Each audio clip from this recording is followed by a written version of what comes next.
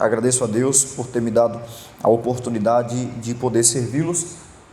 Meu primeiro sermão do ano de 2025 é hoje, é aqui, e estou feliz de poder dar abertura aos nossos trabalhos esse ano aqui, nessa igreja, que é minha casa, né, pastor? Posso considerar minha casa, pastor? Posso? Obrigado. Louvo a Deus pela vida dos pastores dessa igreja, que sempre nos recebe tão bem, toda a equipe que trabalha aqui, meu querido pastor Rogério Dantas, que sempre tem nos recebido tão bem aqui, e somente gratidão a Deus pela vida de cada um de vocês aqui, amém? Amém? Quem está feliz, diga amém. Pastora Amanda, dia dos jovens hoje, né, que está aqui à frente com essa juventude, pastor Delamar, pastora Ana, todos vocês, que alegria poder estar aqui, de fato, estou muito feliz. Queridos, eu tenho uma exposição para trazer essa noite, e eu sei que talvez existam algumas expectativas acerca de algumas coisas quanto à proposta do trabalho, mas se você estiver com a sua expectativa no Senhor e naquilo que Ele quer, eu tenho certeza que ninguém sairá frustrado, amém? Então eu quero fazer uma exposição hoje em Filipenses capítulo 1.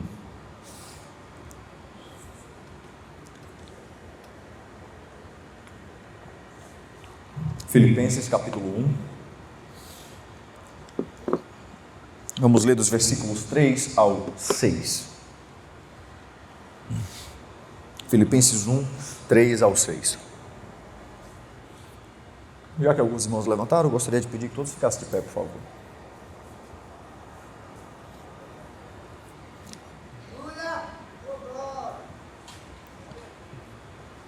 Dou graças a Deus por tudo que me lembro de vocês, fazendo sempre com alegria súplicas por todos vocês em todas as minhas orações.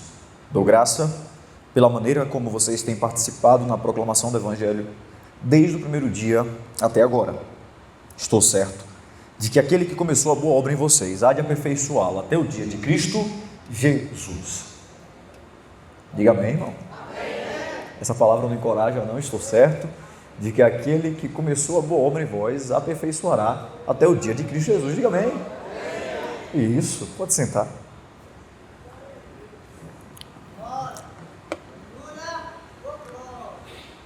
Você tem toda a liberdade de não agarrar ou segurar uma palavra que eu fale aqui, mas você tem o dever de agarrar e segurar tudo aquilo que a Bíblia diz.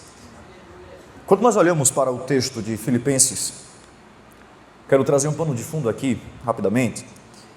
Paulo está escrevendo, obviamente, para essa igreja, e dentro do seu contexto, enfrentando prisões, encorajando os irmãos de Filipos e abrindo o seu coração quanto à sua esperança, quanto à forma que ele tem se comportado diante do Senhor.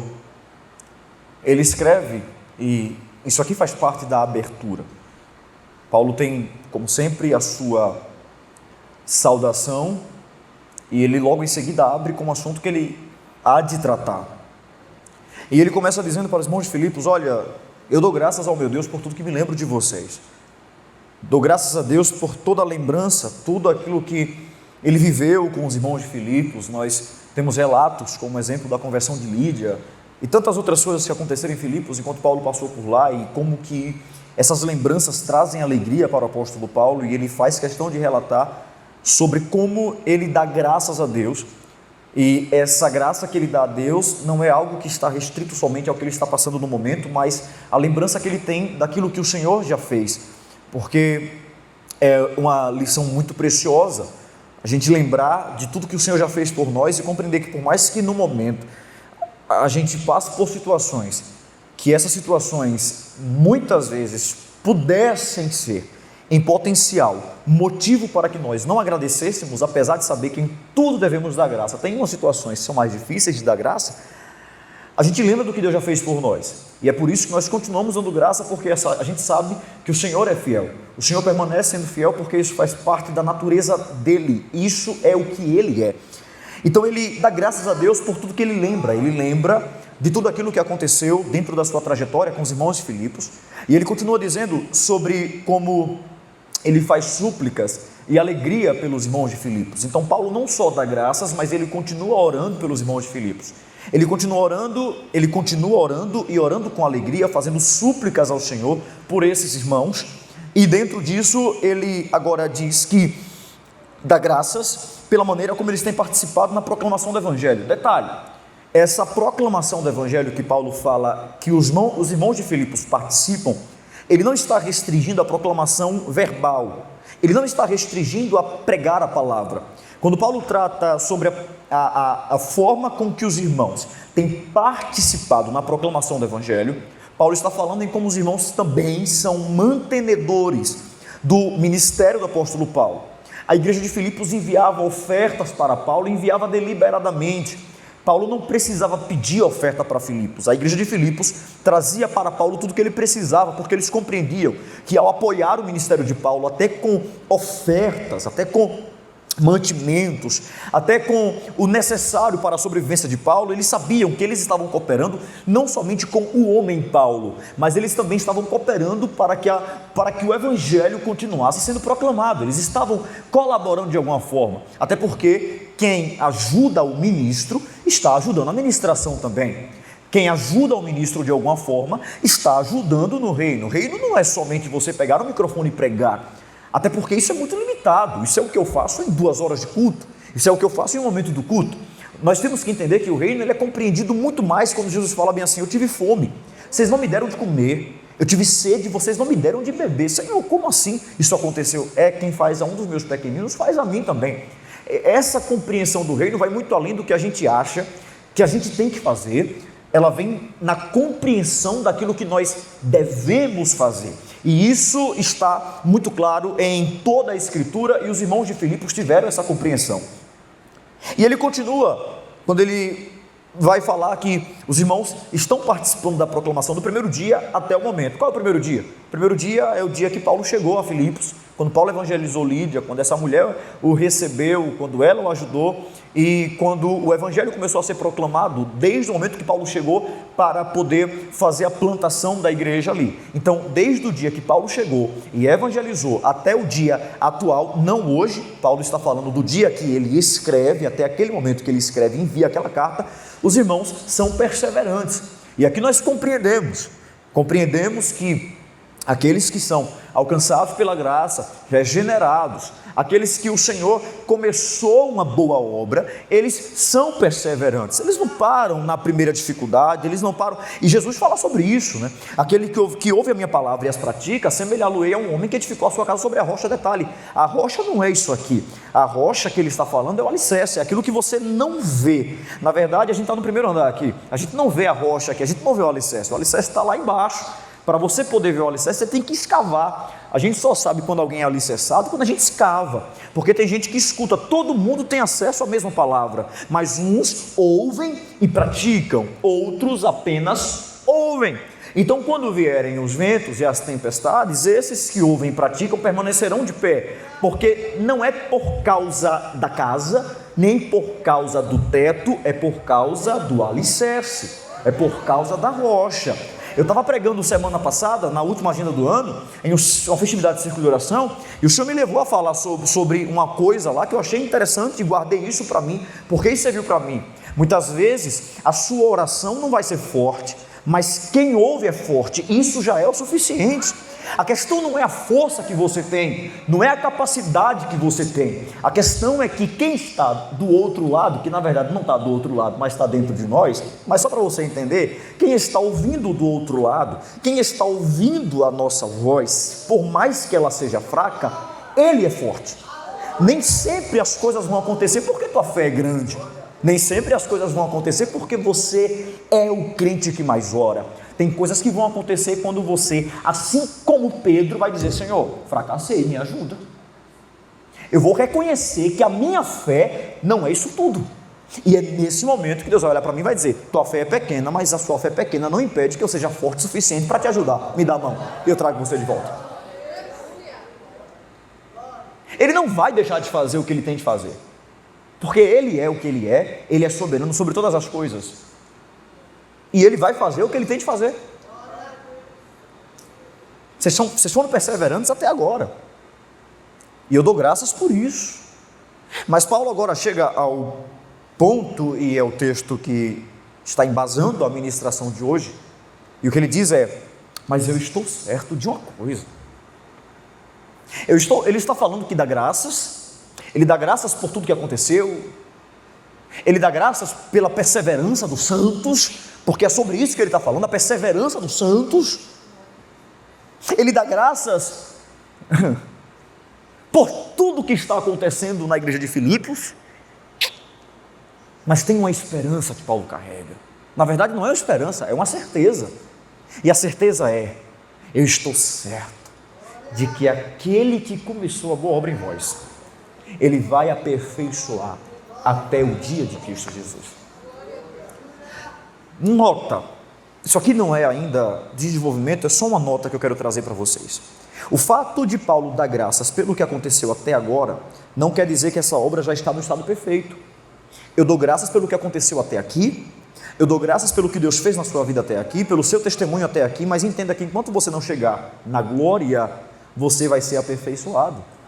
Porque ter vencido até aqui, não quer dizer que você vai ser sempre vencedor depois daqui. Se você não entender que você precisa daquele que começou a boa obra para que ele conclua, então você vai plantar, vai regar, mas não vai ver crescimento. Tá, posso falar de novo? Deu para entender? Se você entendeu, diga amém. Então vou continuar. Ele diz: olha, eu estou certo, eu quero que você guarde isso, estou certo de que aquele que começou em vós uma boa obra, aperfeiçoará até o dia de Cristo. Irmão, quando eu parei para ler esse texto, eu faço minha leitura normal e às vezes eu não leio aprofundando, eu leio entendendo o sentido principal do texto. Mas quando eu li esse texto, tem coisas que saltam aos nossos olhos, né, pastor Amanda? Tem coisas que saltam, pastor Rogério, assim, e Deus pega a gente e Deus fala: eu quero falar com você nisso. Quando eu li esse texto, o Senhor começou a falar comigo. E, irmãos, essa boa obra não é uma coisa que você começa. Primeira coisa que eu preciso que você entenda é o que não é uma boa obra. A boa obra não é o que você começa. A boa obra não é o plano que você faz. A boa obra, em seu estado essencial, não é um projeto que você começa. Então eu não posso chegar aqui para dizer para você: olha, Deus começou a boa obra, seus projetos vão dar certo. Eu não posso falar isso. Eu seria um pregador totalmente leviano e mentiroso se eu falasse que a boa obra que Deus se responsabiliza em concluir é aquilo que você começou. Até porque, quando Deus quer um sim, o nosso não dá errado. E quando Deus quer um não, o nosso sim dá errado. O que você me diz do texto que diz que do coração do homem vêm as preparações dos seus caminhos, mas a resposta vem do Senhor? Então existem planos nossos que vão dar errado. E outra coisa, você vai ter que dar glória a Deus quando eles derem errado. Quer ver um exemplo? Lucas capítulo 5.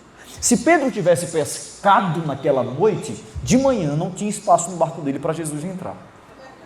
Vou falar de novo, eu falo. Naquela manhã, quando Pedro voltasse, irmão, Pedro ia pescar. Pescador volta de manhã.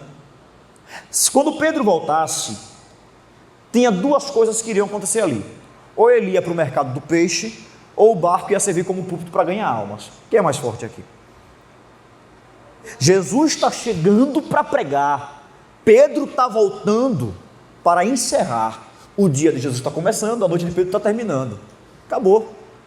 Jesus vai olhar para Pedro e vai dizer: Pedrão, eu vou pregar para essa turma aqui, tem muita gente, eu preciso de um lugar elevado para me sentar, até porque dentro da cultura deles, normalmente quem prega se senta e quem ouve fica em pé.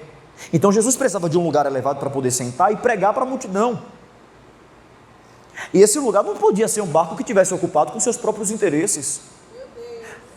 Nem sempre uma manhã improdutiva é uma maldição. Nem sempre uma coisa que dá errado é uma maldição. E outra coisa, tem vezes que uma coisa vai dar errado não é pelo descarte, é pela reciclagem. Oh meu Deus, eu vou falar de novo. Porque Pedro não vai deixar de ser pescador. A pescaria deu errado, deu, de peixe. Você vai continuar sendo pescador, só que de almas. Até porque até hoje, você sendo pescador, eu não costumo fazer isso não, irmão, eu gosto de seguir o esboço à risca, mas se você quer falar, ele vai falar, a mensagem é dele. Você sendo pescador de peixe, você pega peixe vivo e traz para morrer. Mas sendo pescador de alma, você vai pegar gente morta e vai trazer para viver.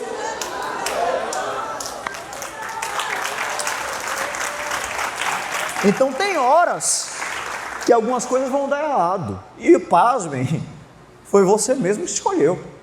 Mas Deus é tão bom que quando a gente olha para Ele e fala: Senhor, eu sou pecador, Ele fala: e eu sou o que perdoa o pecado, me siga. E pronto, tudo mudou. Então vão ter coisas que vão dar errado e você vai dar glória a Deus. Se você está dentro de um padrão de obediência, você vai dar glória a Deus. Amém? Irmão, é difícil, mas tem que dar glória a Deus. Não é fácil não, mas vamos ter que dar glória a Deus. Porque a gente pode não entender agora, mas depois a gente vai entender. Então, a boa obra, eu vou resumir para vocês. Quando a gente fala da boa obra, a gente fala do início, salvação. Quando a gente fala de boa obra, a gente fala do meio, aperfeiçoamento. E quando a gente fala de boa obra, a gente fala do fim, glorificação. A boa obra que Cristo iniciou em nossa vida, ela tem a ver com salvação, aperfeiçoamento e glorificação.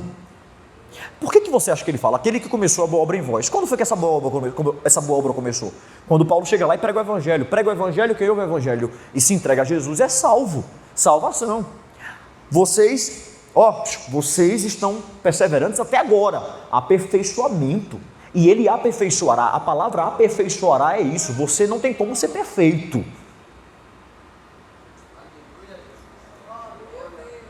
Você não tem como ser perfeito. Mas a exigência é que você continue caminhando até a perfeição. Por isso que ele disse: sejam vós perfeitos, como perfeito é o meu Pai. Não é que você se entrega a Jesus e se torna perfeito.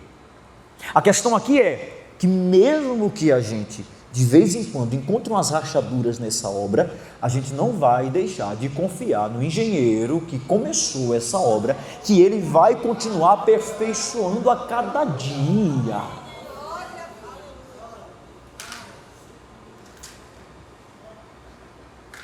Dá para entender isso aqui, irmão? Mas vamos desenrolar isso aqui. Poderia fundamentar esses 3 pontos, mas eu sei que você é uma pessoa de fé. Eu não vou cuidar da fundamentação disso agora, porque tem coisas que eu quero falar aqui mais à frente. Mas eu queria só pedir que você voltasse a sua atenção. Então, nós temos a boa obra, e a boa obra que Deus começou foi quando Ele doou o seu Filho, nos salvou, tem nos aperfeiçoado. Irmão, é impossível que alguém hoje seja a mesma coisa que era 5 anos atrás. Se você é a mesma coisa 5 anos atrás, você não melhorou ou piorou, você não encontrou Jesus. Não se começou uma boa obra em você.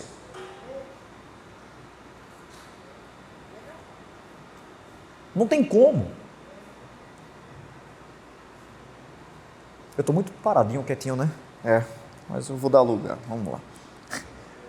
Nós temos a evidência da boa obra e nós temos o relato de Paulo. Eu queria trazer só alguns pontos antes da gente começar a mergulhar no texto e encerrar. Primeiro ponto que eu quero trazer para vocês, aplicação na verdade, é que nós temos que entender que nós precisamos orar independente da circunstância, porque oração não é circunstancial, oração é essencial.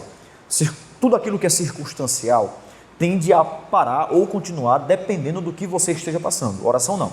Quando nós falamos de coisas que são essenciais, nós falamos daquilo que continua funcionando mesmo que a circunstância não seja favorável. Nós passamos por uma pandemia e todo o serviço que era circunstancial parou. Mas todo o serviço que era essencial continuou. Serviço essencial não para de acordo com a circunstância.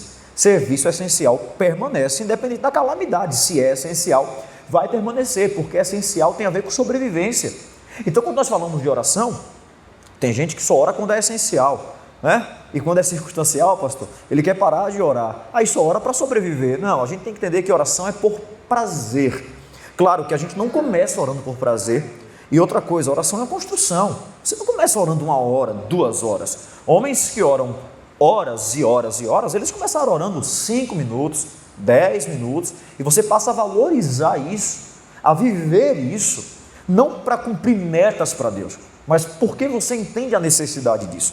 Então, nós temos que entender que vão existir momentos em nossa vida que o que vai nos fazer dar graça pelo que nós estamos passando é a lembrança do que nós já vencemos um dia. Vou falar de novo. Nós ficamos pensando que dar graças a Deus é ser irresponsável com o que nós passamos. Olha, eu não estou numa fase boa, eu estou numa fase de luta, mas eu tenho que dar graça, né? Não, isso é hipocrisia, porque se eu dar graças é para mostrar para Deus que você é grato, apenas isso, não é porque você é grato genuinamente, não. Vão ter horas que você vai reclamar e não tem problema em você falar com Deus e trazer para ele as suas queixas. Deus é pai. Qual pai que não ouve as queixas do seu filho? Nós temos que entender que nós vamos trazer, mas o que é ter um coração grato? O que é dar graças a Deus? Sou eu olhar para a minha situação atual, olhar para o testemunho do que Deus já fez na minha vida e dizer, hoje eu posso estar passando por um sofrimento, mas eu creio no Deus que já me livrou de outros sofrimentos e eu dou graças pelo que Ele já fez e eu sei que vou dar graças, vou continuar dando graças porque Ele permanece comigo e pelo que Ele vai continuar fazendo. É isso. Vão ter horas que a gente vai chegar no Getsemane e a gente vai dizer, Senhor, se possível aparta de mim esse cálice. Jesus como ser humano, Senhor, a minha vontade seria que o Senhor apartasse, mas não seja feita a minha vontade, seja feita a sua vontade, não a minha. Não, tem horas que a vontade de Deus vai fazer você suar sangue. Tem horas que a vontade de Deus vai te fazer você se sentir ferido, mas tudo isso faz parte do aperfeiçoamento. O que é que Deus está fazendo? Ele está impedindo que você permaneça o mesmo. Eu vou falar de novo. Irmão, eu estou sentindo uma graça tão boa de Deus aqui, e eu vou repetir isso aqui. Eu disse a Deus, esse ano, pastor, eu não quero que ninguém reaja porque eu estou gritando. Não, esse ano eu quero que as pessoas entendam a preciosidade que o Evangelho nos ensina. Por que eu estou passando por isso? É porque eu não quero que você fique mais o mesmo, estou deixando você diferente, eu estou aperfeiçoando você. Fica tranquilo, está tudo sob controle. Acabou. Ele não perde o controle de nada. Mas deixa eu entrar no texto e vamos desenvolver isso aqui. Estou certo de que aquele que começou a boa obra a aperfeiçoará até o dia de Cristo. Estou certo de que aquele que começou a boa obra a aperfeiçoará até o dia de Cristo. Queridos, primeiro ponto que eu queria falar com vocês. Estou certo de que aquele, eu vou parar no que e você vai dizer aquele. Estou certo de que aquele. Estou certo de que aquele. Por que eu parei no aquele? Porque nós olhamos para diversos momentos nas Escrituras Sagradas e nós percebemos textos como, por exemplo, aquele que habita no esconderijo do Altíssimo, a sombra do Onipotente descansará. Aquele, quem é aquele? Aquele aqui não é algo indefinido. Quem é aquele que começou a boa obra? Se a obra é boa, Jesus falou uma vez, não me chame de bom, bom é o Pai. Ele ainda não havia terminado a obra. Quando ele conclui, o Pai é revelado nele. Se as obras do Pai é boa e ele revela o Pai, ele é bom. A gente sabe que ele é bom, mas ele estava concluindo a sua obra, sim. Só que ele é bom. E quando a gente vai falar sobre virtudes, por favor, irmãos, isso aqui é um pouco chato, mas escuta isso aqui é precioso demais. Quando nós falamos sobre virtudes, até dentro do pensamento filosófico, nós compreendemos que bondade tem a ver com a excelência do servir. Por que o relógio é bom? Porque ele me serve com as horas. Se o relógio para de funcionar, a gente fala que a pilha está o quê? Ruim. A pilha não está boa. Por que a pilha não está boa? Porque ela, dentro dessa engrenagem, ela não deixa que o relógio me sirva com excelência. Bondade é isso, é a excelência do servir. Sim, você quer ser bom? Sirva com excelência. Quem é medíocre não é bom. Tem gente que fala, eu sou bom no que faço, mas você faz tudo pela metade. E quando eu falo de fazer pela metade, eu não estou falando aqui de parar no meio do caminho. Eu estou falando de que você poderia ser excelente, mas prefere não ser, porque você acha que quem recebe não merece. Mediocridade.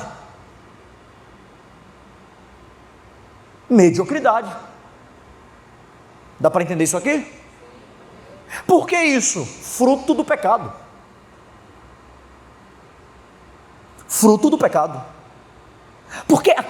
Porque essa obra tem um responsável.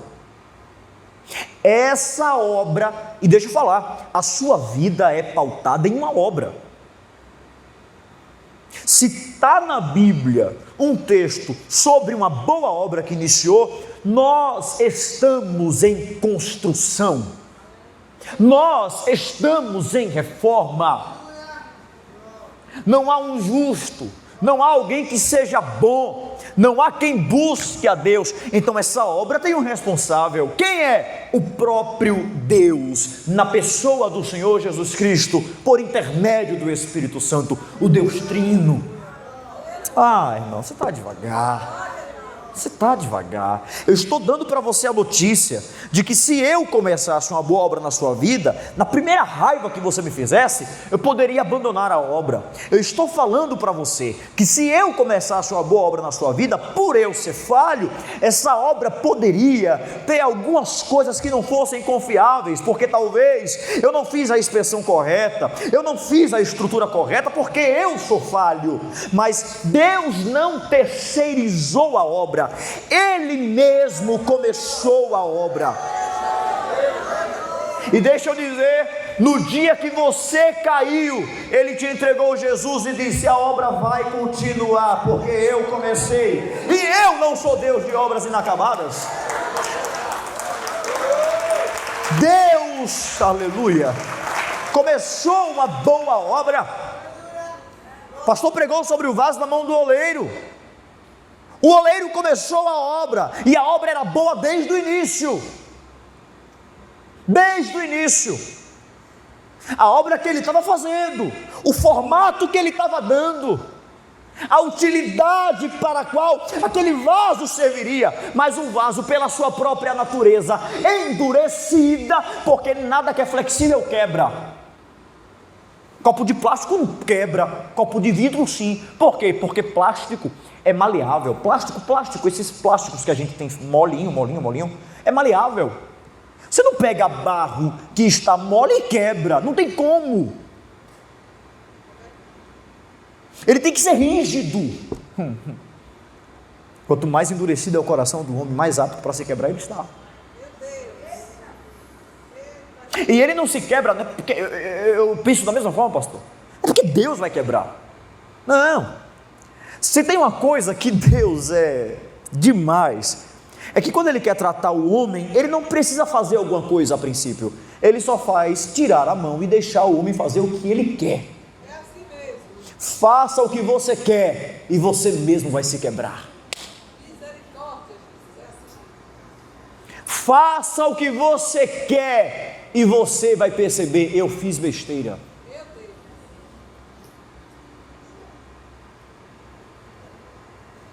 Aí é nessa hora que você se arrepende. Aí aquele que começou a boa obra vai dizer: essa obra vai continuar, porque a glória da última casa vai ser maior que a primeira.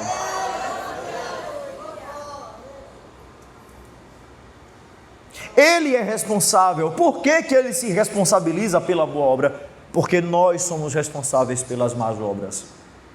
O homem é um desastrado que se responsabilizou. Na verdade, ele fugiu da responsabilidade. Mas quando eu falo de se responsabilizar, é porque Deus mostrou para nós que a responsabilidade foi dele. O homem peca, o homem cai, e ele não tem a capacidade de dizer: eu pequei. Ele fala: a mulher que tu me deste. A mulher fala: a serpente. E Deus parece estar comendo corda, né? Eu não sei se vocês conhecem essa expressão aqui, a gente fala muito lá em Aracaju. Está dando trela, tá dando corda para ele, dizendo: vá, foi a mulher, tá bom. Aí ele vai em Eva: é Eva. Adão disse que foi você. Aí foi a serpente. Aí ele vai na serpente, ele já dá o destino dela, né? Mas ele volta e fala: você, eu sei que você também foi culpada. Você, eu sei que você foi culpado. Principalmente você, camarada. Porque a palavra que ele deu foi para Adão, a princípio. Adão sabia o que tinha que ser feito, mas eu não estou aqui para questionar o que aconteceu na criação, nem no Éden. Eu só estou aqui para dizer que essa má obra que a gente percebe na humanidade, na nossa vida, na nossa trajetória, é responsabilidade nossa. De que se queixa o homem dos seus próprios pecados. Então, se nós fomos responsáveis pela obra má, ruim, Deus se responsabiliza pela obra boa. Uma vez me perguntaram, se Deus é bom, não é se Deus existe, é se Deus é bom, por que é que tem tanta maldade no mundo? E eu disse a ele, a pergunta está errada. A pergunta correta é, se Deus é ruim, por que ainda o homem não foi dizimado da terra? Por que ainda tem tanta misericórdia e tolerância? Se o homem sendo tão mau, e Deus fosse ruim, por que Deus não matou todo mundo ainda? Porque Ele é misericordioso. E eu disse, sabe qual é o problema? Aí eu respondi isso uma vez. Assim, você pergunta se Deus é bom, por que existe maldade na terra? Porque o homem é mau. E por que Ele não freia o homem? Porque vocês dizem que o homem tem que ser livre. É desconexo. Como é que vocês querem que Deus freie a maldade do homem, freando o homem, se vocês acham que o homem tem que fazer o que quer?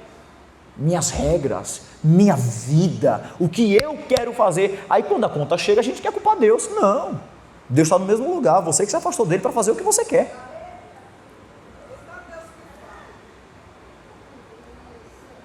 Se você acha que Deus tem que frear a maldade do homem, então pare de dizer que você pode fazer o que você quer. Porque toda vez que você faz o que você quer, você se quebra, porque suas obras são más. Eu falei, irmão. Você vai dizer, pastor, não traz mais Caleb para 12 dias. Não, mas eu vou dizer para você o que é profético hoje aqui, o que Deus quer tratar hoje é isso. Essa obra tem um alvo, aquele responsável que começou em nós. Quem é o alvo? Eu. Oi, irmão. Isso aqui me pega. Nós temos vários exemplos. A igreja de Filipos, a mulher de Samaria, Paulo, Pedro, os eleitos do Senhor. Nós somos o alvo da boa obra de Deus. E se você entendesse o que isso significa, eu não precisaria nem repetir para você se alegrar. Eu estou dizendo que você que está sentado me ouvindo, ou na live aqui da igreja, você é um alvo de Deus, mas não é um alvo da ira, é um alvo da bondade, é o alvo da misericórdia. Não, irmão, Ele olhou para você e Ele, tendo de tudo para acabar com você, Ele resolveu mirar o amor e dizer, eu vou te amar, eu vou te restaurar, eu vou te levantar, eu vou fazer uma boa obra em você. Você é alvo da bondade de Deus. Simplesmente Ele olhou para você e disse, olha, você é ruim, mas eu vou ser bom com você, e é isso que vai tornar você alguém melhor. Eu sou bom. É por isso que o salmista disse, provai e vede que o Senhor é bom. Irmão, eu não gosto de fazer isso, mas eu vou contar até 3, e você vai dar um brado para o seu coração, e para falar essa coisa tão linda, o Senhor é bom. Vamos lá, 1, 2, 3. O Senhor é bom. Acabou. Ele é bom. Eu sou mau, Ele é bom. Eu sou perdido, Ele me achou. Eu não encontrei Jesus, Jesus me encontrou perdido. A parábola não é da ovelha perdida, a parábola é do pastor que achou a ovelha. A parábola não é da dracma perdida, a parábola é da dona que revirou tudo, limpou a casa e achou a dracma. A parábola não é de um filho pródigo, a parábola é de um pai tão amoroso que quando o filho apontou perto de casa, ele correu. O filho maltrapilho, sujo, imundo, mas a obra desse pai é tão boa que ele não olhou para a nossa condição, ele apenas começou, e hoje você é o que é, não porque você é bom, mas porque Deus foi bom com você. Aleluia, aleluia. Glória, sério, eu estou sentindo Deus aqui, eu vou falar de novo. Hoje você não é bom porque você merecia. Hoje qualquer coisa boa que tenha em você, hoje qualquer coisa linda que tenha no seu caráter, é porque Deus resolveu ser bom com você. É fruto da bondade de Deus.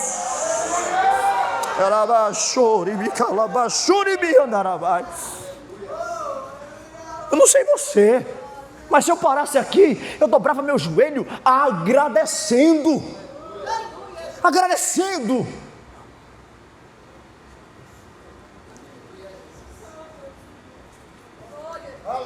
agradecendo, porque a única coisa que eu consigo olhar até esse ponto do texto é que Deus foi bom comigo e eu fui alvo de Deus, não para morrer, mas eu fui alvo para viver. Eu fui alvo para que Ele olhasse para mim e dissesse: Caleb, está muito sujo, mas eu tenho o sangue que te limpa. Caleb, está muito quebrado, mas eu tenho as ferramentas que te consertam. Essa é a questão. A compreensão aqui é de que quem não tem capacidade de ver o que esse vaso vai se tornar, vai dizer que não tem jeito. Mas só quem é o oleiro.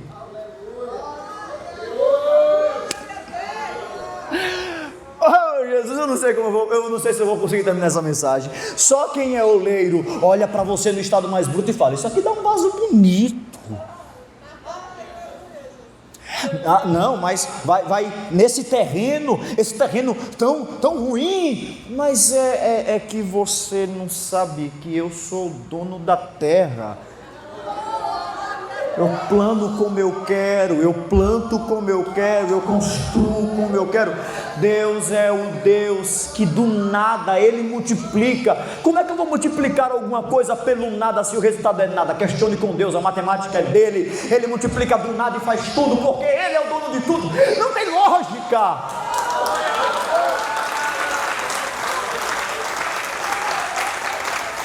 A Bíblia diz que Ele pega as coisas que não são e faz tornar a ser. Não, estou pregando com vida aqui, eu estou amando pregar isso, porque o Senhor está ministrando, eu não estou nem preso ao esboço. Olha para isso, aquele que começou em vós, esse estou certo, pastor, é o mesmo estou certo que Paulo usa aqui, é o estou certo de Romanos 8, estou certo de que nada poderá nos separar do amor de Deus. Ele lista uma série de coisas que não poderá, é o mesmo, estou certo, eu tenho certeza disso. Em vós, uma boa obra, Ele há de completá-la até o dia de Cristo. 3 pontos. Essa obra tem um responsável, Deus. Essa obra tem um alvo, eu. E essa obra tem um objetivo, aperfeiçoá-la até o fim.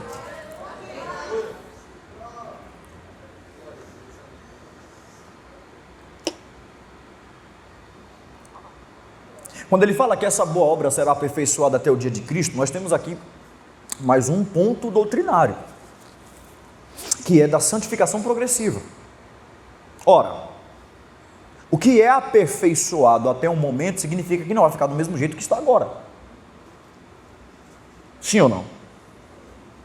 Você começa uma coisa, aí você fala: eu ainda vou aperfeiçoar.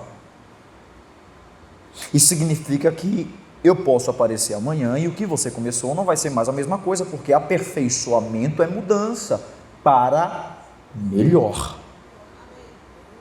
Não entendo gente que se entrega a Jesus e fica pior. Não se entregou a Jesus, não. E quanto tempo? Até o dia de Cristo, irmão. Tem mudanças que serão perceptíveis em um dia, 3 meses, 1 ano. Mas o que importa é que mudanças vão acontecer a vida toda. Porque a poda é necessária para que a gente se mantenha no caminho. Detalhe, isso não depende de nós, mas do que Deus resolveu fazer em nós. Isso você já entendeu. O que nós precisamos trazer para o nosso coração, a verdade que nós precisamos ter muito clara em nossa mente, é que quando o Senhor resolveu aperfeiçoar, nós falamos que dia após dia nós viveremos situações, e situações essas que irão nos levar a ser melhor. Vai ter uma coisa que vai ser corrigida em você hoje e que amanhã vai aparecer outro defeito e ele vai corrigir, aí amanhã aparece outro defeito e ele vai corrigir, porque assim, irmão, o que importa é que a gente não volte mais a ser o que era antes, mas que a gente saiba que amanhã não seremos o que somos agora. Repito, o que importa é que agora a gente não volte mais a ser o que era antes, mas que a gente entenda que amanhã não seremos o que somos agora. Hoje nós somos melhores que ontem e piores que amanhã. Dá para entender isso aqui? Então deixa eu continuar, a gente já vai encerrar. É interessante isso porque quando nós trazemos essa verdade para nós, o que é que Deus quer hoje? Deus quer que você entenda. Não tem como você ficar preso ao passado. Mas não tem como você achar que eu não quero fazer uma obra no seu futuro. E essa obra nem sempre vai ser o que Deus vai te dar.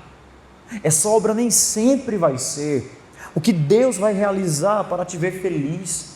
Porque eu percebi uma coisa, o monge Tomás de Kempis disse na sua obra Imitação de Cristo, que muita palavra não sacia a alma.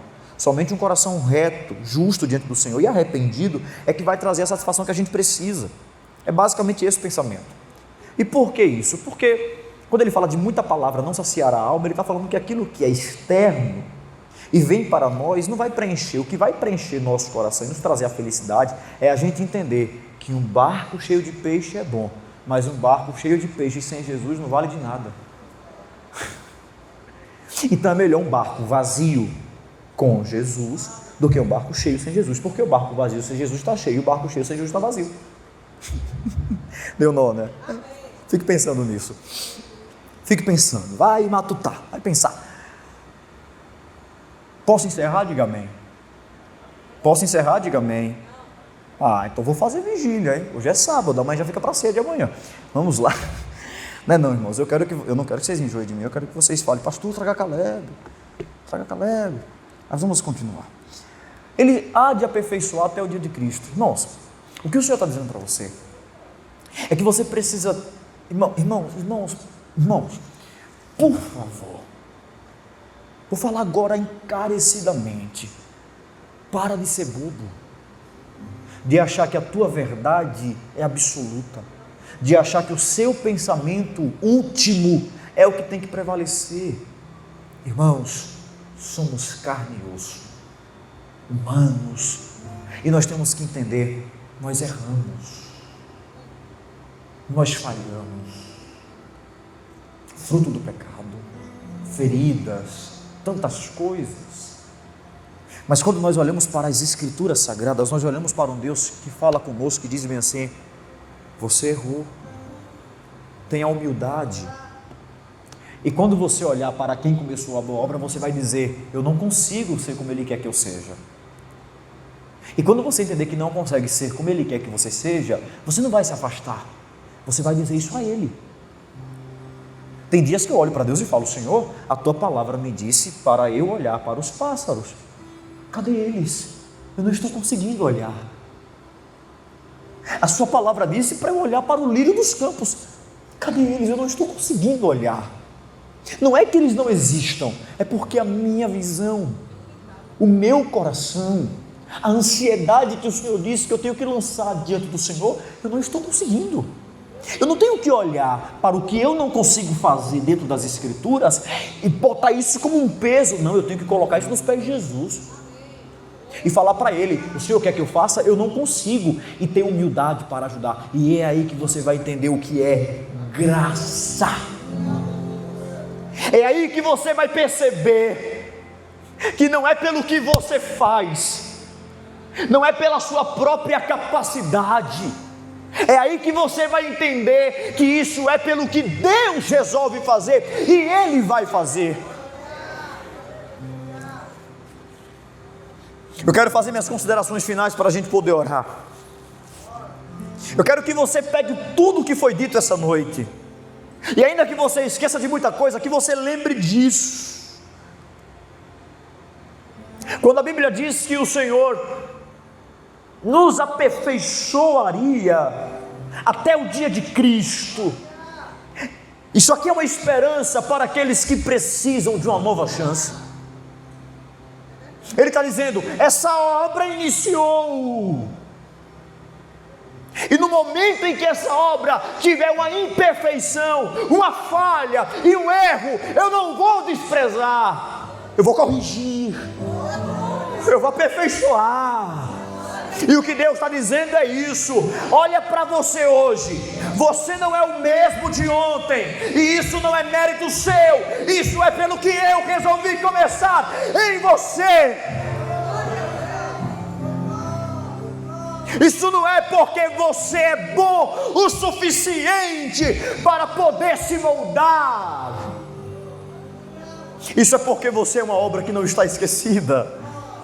Eu estou pregando para obras que não estão esquecidas. Eu estou pregando para obras que Deus está olhando e dizendo: orgulhoso, né? Vou colocar você em situações que vai quebrar o seu orgulho. C.S. Lewis disse que o sofrimento é o megafone de Deus para um mundo ensurdecido.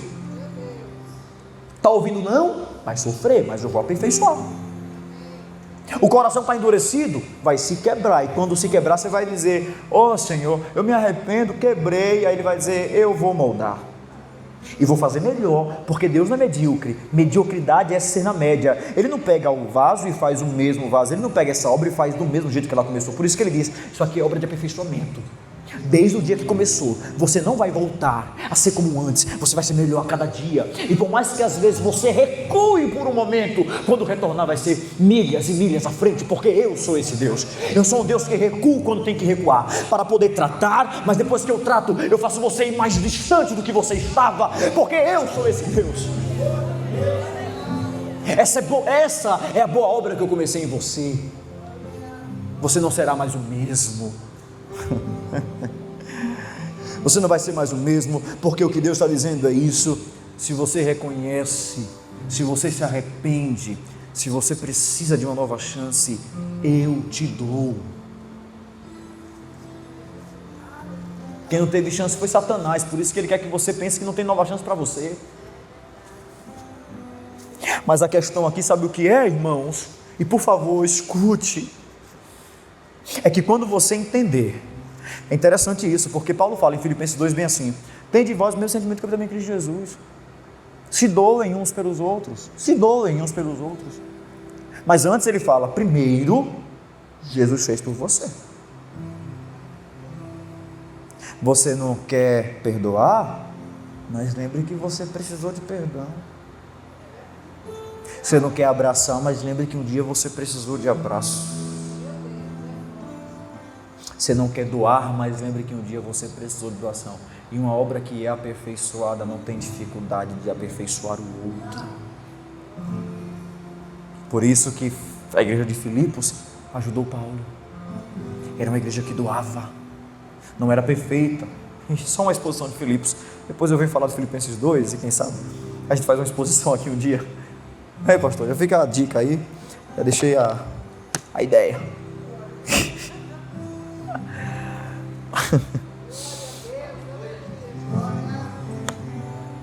Irmãos, o Senhor me deu uma direção para essa noite, e nessa direção eu quero orar por você. Mas veja, eu quero orar por gente. Eu amo gente, eu amo igreja, eu amo gente, eu amo ver Deus trabalhar, aperfeiçoar. Mas você que está em fase de aperfeiçoamento,